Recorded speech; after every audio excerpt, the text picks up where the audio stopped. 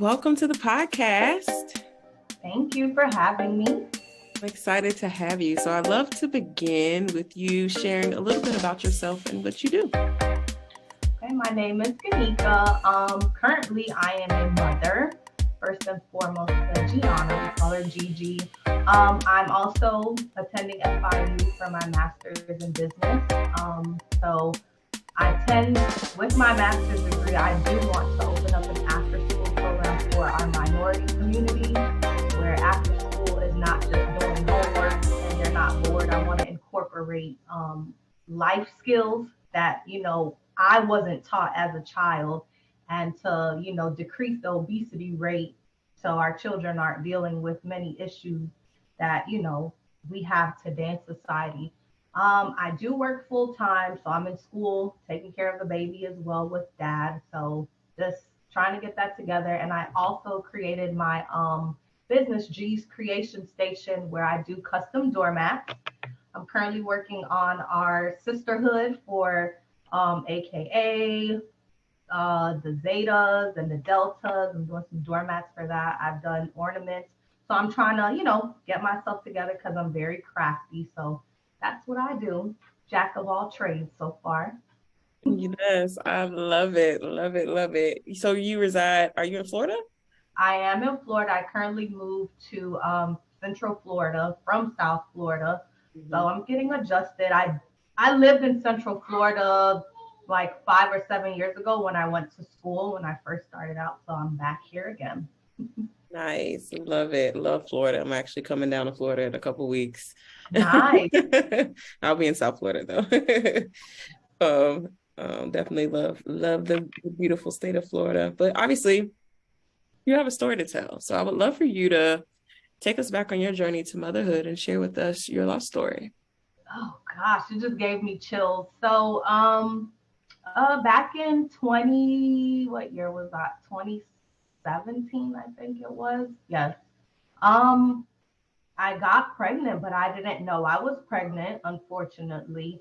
Um, you know, had symptoms and everything. And then by the time, I can't even tell you how many months or anything really, what was going on basically. I basically miscarried. Um, I was young. I was 19 years old. Um, you know, just a little bit lost, trying to figure myself out what's what. I wasn't married, and of course, with our parents, well, my parents, I would say, because of religious, they always tend you need to be married. So that's something that I kind of kept away from my dad, but my mom did know. So that happened, but it did take me through like a dark road. I didn't really get any medical attention that I felt like I needed, as far as like, getting help or anything. Passed I passed the fetus, and that was that. Um they wanted me to do like a to make sure I'm clean or everything, cleaned out. Didn't really do all of that. I was just young, and I was just like, you know what, I don't know what this is. So that was 2017. Move forward, I was like, maybe I'm not, capable of having kids. So, move forward, I'm healing and everything, moving on. It was again 2019. I'm a little bit more mature in 2019. I'm about to graduate from college with my bachelor's degree finally. I'm excited and everything. Boom, get pregnant again. Okay, so I'm like, okay, maybe I don't have an issue with getting pregnant again. But was pregnant, symptoms again, and this time I was like, okay, let me see if I could find a doctor and everything, and I did.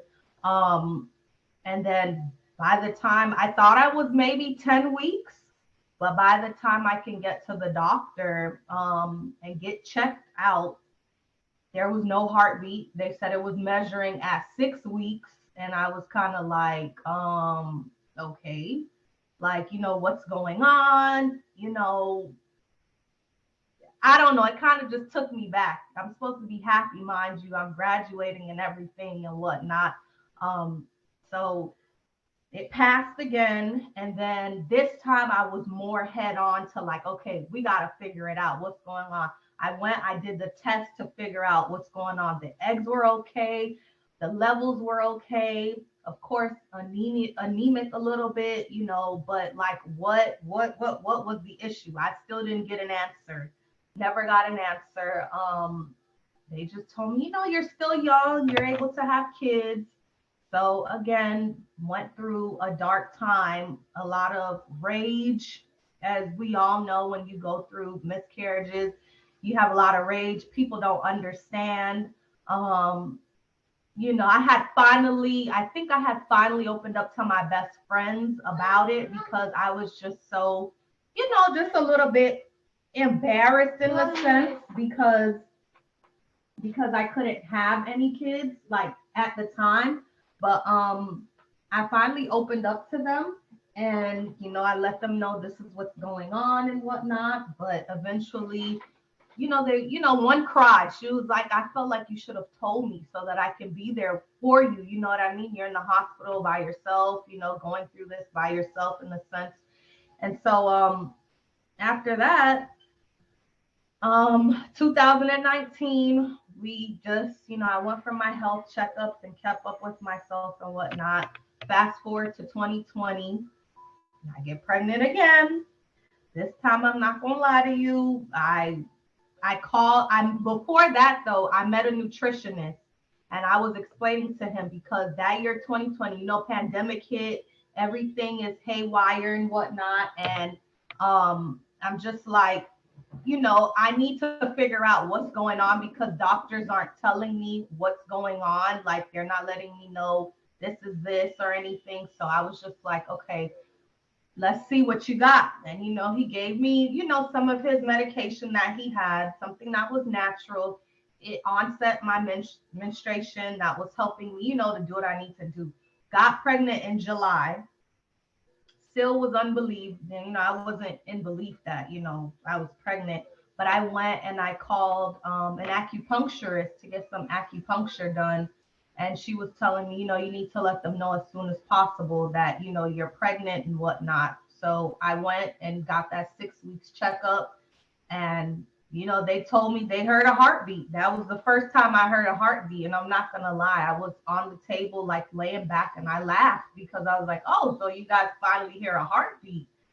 So that goes on. Week 7 passes. I'm getting checkups and stuff like that. Baby is still growing. I'm still in disbelief where there were times I wasn't taking the prenatals because the mind was so triggered. Like, okay, something is going to happen. Like, I'm not comfortable yet. It probably took me, I want to say, probably 10 weeks, probably, to get a little bit comfortable and be able to see the baby like kicking and moving and stuff. I got a little bit comfortable. Even then, still, I was just still afraid, just trying to be positive. But I don't know where I could grab the positivity from. I didn't let anyone know though that I was pregnant, not because of shame, because I didn't it didn't matter. I didn't let anyone know because again, I didn't want to tell and then I miscarried again. So now here we are 2023. I'm about to be celebrating. Well, we're about to be celebrating Gigi's second birthday. So it's been a journey. It's been a journey. Like a lot. So that's where we definitely are with it.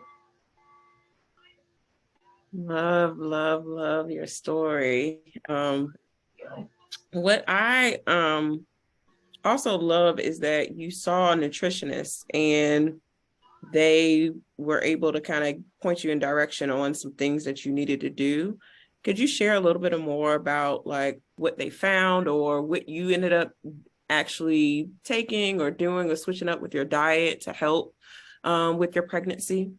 So I found Mr. Congo, through a friend, and I just explained to him like, hey, this is going on.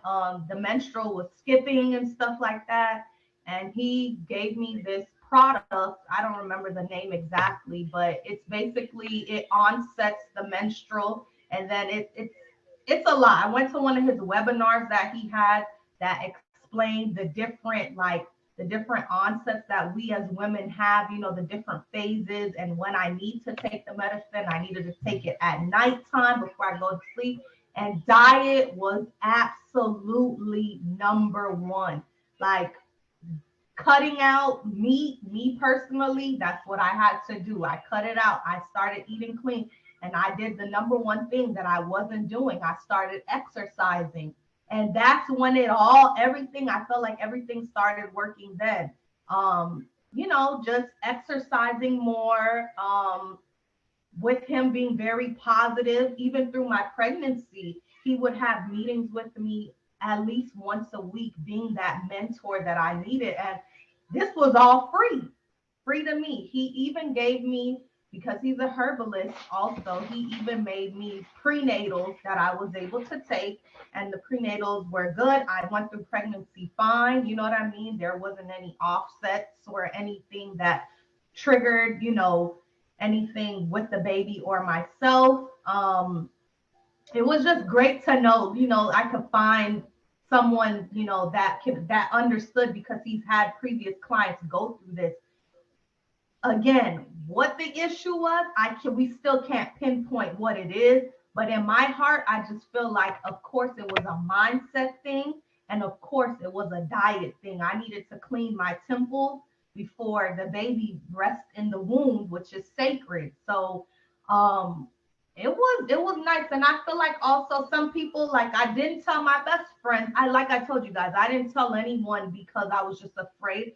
And that was something I really wanted to share with them. But I just feel like I'm kind of glad, not for them, but I'm just kind of glad I didn't let anybody else know, because some people can be the energy. The energy definitely can throw you off, or you should be taking this, you should be taking that. My mom's a nurse. I know she'll probably hear this whenever it airs. But my mom was a bit, she's a nurse, so she this is what you should be doing, da da da da. You know what I mean? So it was just, I just had to stand up for myself and just do what's right for me personally. So any women out there, I would definitely say just take a deeper look, especially us Black women. Unfortunately, I can't say, I know we'll probably get there, I can't say the care at the hospital, I can't really say that's something I enjoy personally. So that's just me. No, absolutely. I think that changing in your diet, especially for how, or changing up something different. Obviously, they wouldn't or didn't know what caused your previous losses. So changing up how your temple is in general, whether it's a physical thing or it's really just removing things and people and situations from your life, can only help you sustain a pregnancy. So I'm so happy that you trusted this herbalist and really leaned into his advice on things that you could do to really make sure that you're nourishing your body the right way as you are growing this baby, and so that the baby could stay. And obviously you have a healthy baby girl who's here. And so how are you, and if are you, thinking about growing your family? Are you still using some of those same practices that he taught you as you, may want to get pregnant again at some point in the future? I do, but I'm not gonna lie, I'm still a little afraid. But I know I have to get the mindset to, you know what I mean, prepare myself. But I do want another one. I'm turning the big 30 next month, but I just have so much going on right now. I'm still finishing up my degree and stuff like that, trying to start different things and whatnot.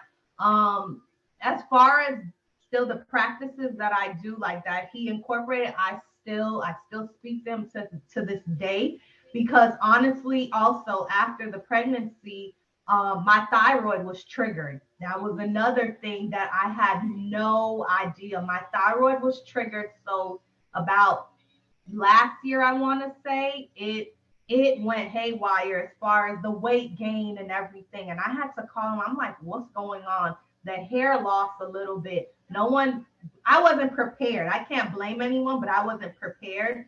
So he did subscribe me, not his medication, but some vegan type things off of Amazon for me to help with the thyroid and get everything back on track. Like it's that's something that I feel like I have to tackle before I even look into, you know what I mean? Bringing in another one is tackling that thyroid and really getting it together. And that's what I've been doing. I'm trying to get the diet back to where it was. You know, it's a little bit hard, but I'm getting better with it. So that's something that I would definitely tell women to definitely be on the lookout. Your thyroid, you don't know what's gonna happen after the pregnancy. You don't know if your thyroid may trigger you. It's just, just take a look and take heed, I would say. So good, so good. So I would love for you to talk about really how you navigated through your losses, and then share a little bit about how you were treated in the hospital, and if they, did listen to you as you went through your labor and delivery process. Okay, so through the first one, I didn't have any like any any references or any things to really help because again, miscarriages, loss is so taboo. No one wants to talk about it. Yeah, I had one, but we're just gonna keep it on the hush and move it. That's just how it was. Second one, I was more intentional, and that's how I bumped into you guys. And was just digging to see how can I, am I the only person going through this? How are other women dealing with it? Like, I couldn't really speak to so many people. Therapy, I just wasn't there yet to really consider therapy. You know what I mean?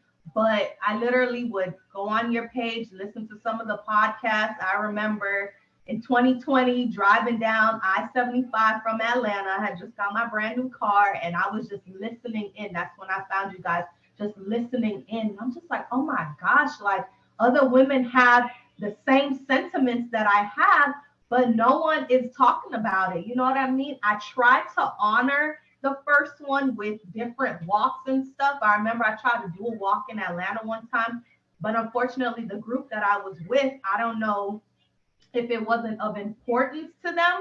But I ended up missing it because we ended up going to some other festival that they wanted to go to. And that kind of broke me. It broke me because it's just like, hey, this is something that happened to me, like, and I want to honor it, but nobody. So I tried to honor, I tried to like go through it with going to little things like that, or, on October 15th, lighting the candle at 7 p.m.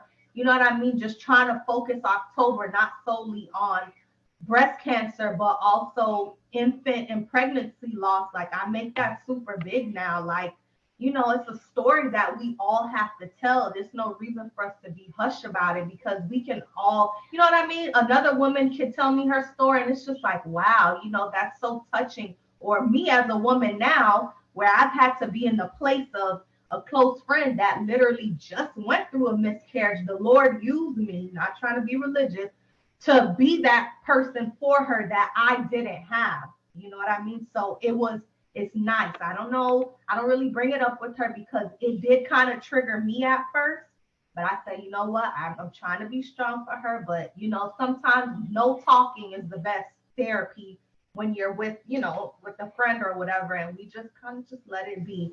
But that, just looking at different posts, reading, um, trying to meet up with moms and stuff that's been through it. That's how I kind of navigated it. As far as the hospital, um, the first time it was kind of like, okay, yeah, they made me wait. And this, I'm not trying to be graphic. I was bleeding for it was just, how that goes. And they had me waiting in the waiting room. And I'm like, guys, what do I have to tell you guys for me to get back there to know what's going on? You know what I mean? Here I am waiting, waiting, waiting, young waiting. Second time in the hospital, they were pretty nice. They were like, okay, come back in 3 days and follow up. Find a doctor to follow up with. And the doctor that I find she was amazing, took steps with me. They made me they showed me everything. Okay, this is what's in here. There's no fetal pole, you know what I mean? And that's just when I just was like, okay, well, this is what it is. Now, as far as when I had the baby, I remember I went to the hospital with her at week what was it, week 33. because blood pressure went up and everything like that. And we didn't know what was going on. Come to find out, it was just like a bacterial infection that they didn't, you know what I mean? The doctors and nurses, no one really was hip to seeing what was going on or anything. It eventually cleared up. I left, but through that, I thought I was gonna have the baby, and some of the nurses weren't nice. But I had one nurse, Miss Marcia. She was amazing. Gave me baths and stuff like that, and did what nurses should be doing for their patients. Um, the doctor, though, that I will never forget, because was um my baby was more so of a baby that was just relaxing in the womb, but they like aggravated, trying to see, what's wrong with her, putting that thing at the bottom of my stomach to get her to get up. And then it was just like every minute I'm on a fetal, the fetal heart rate monitor every second. And then they're like, okay, something is wrong with the child because she's not moving. And I'm like, guys, this is what my baby does. Like, I've had this baby, you know what I mean, for 7, 8 months. And you mean to tell me like you guys need a poke and whatnot. So eventually I got out. I spent 7 days in the hospital. They shot me up with Celestone in case she came. They had to do some emergency C-section or something. We got through that. But as we were nearing to birth, they wanted me to have, what was it? They wanted me to be induced. This is the part where I wish I could turn back the hands of time, because it still bothers me to this day, because I just feel like my baby wasn't ready. She was 39 weeks in a day. Was she ready? I can't say she was. You know what I mean? The doctor told me because she didn't have room. Like, what do you mean she doesn't have room? What if my mind goes, what if something would have happened? What if I would have lost her during that time? I always look back and I'm like, I really should have just walked out, like, instead of going to the hospital. But again, like I told you, I have a mom that's a nurse, and it's just like, oh, you need to go in and whatnot. The RN I had, very rude, up until me going in to get the C-section, and when they do the shaving and all that type of stuff, she's like, well, we don't want you to have a C-section, but you're taking too long to labor. And I'm like, I'm taking too long to labor. I'm new to this. I'm new. I don't know what's what. I did have a doula that stood up for me, that was Black. She literally, like, when they were trying to pressure me, you need to do this and that and the next, she was like, no, she's okay. It's her free will, what she wants to do. I just felt like it wasn't fair that just because it was taking me a while to labor, that they were just so into a rush to just go ahead and have a C-section. Obviously, the baby wasn't ready to come. So next time, I know my best judgment next time, I'm the mama, not them. So that was my journey. It's tough as a Black woman in the hospital, where they also decide how they want to clean your baby up after the baby is born, and it was ridiculous. So yeah, that was my little journey. Yeah, no, thank you for sharing that. I think that we all have a similar story on how we're treated in the hospital. And I wanted to make sure that you had an opportunity to share it, because I think that so many others can empathize and can be will understand the significance of really what it means to birth, not only here in America, but really around the world, because we all have similar experiences. I would love for you to share with us, what encouraging words can you leave with folks who are navigating through loss, trying to conceive, and really what this new year is going to bring all of us? Oh man, some encouraging words I would have is definitely have faith. And I know some people, they're not religious, but just just trust your body. Number one, it's easier said than done, because again, I wasn't trusting mine when I got pregnant with the Gianna, but eventually, the faith kind of set in, and we were rocking and rolling. But I would say, um If you have to change your diet, definitely look into changing your diet. If you have to do, whether it's yoga, you know what I mean? Find things that bring peace to your mind, because that's it. All starts in the mind. That's where I believe it all starts, in the mind. Um, have that group of people that you can lean on. And number one, this is the next thing, going to therapy. I mean, I kind of wish I did go through some type of therapy. I didn't get therapy until until I was 6 months pregnant. Up until now, I still do therapy and stuff like that. But therapy is vital. Have that sound ear.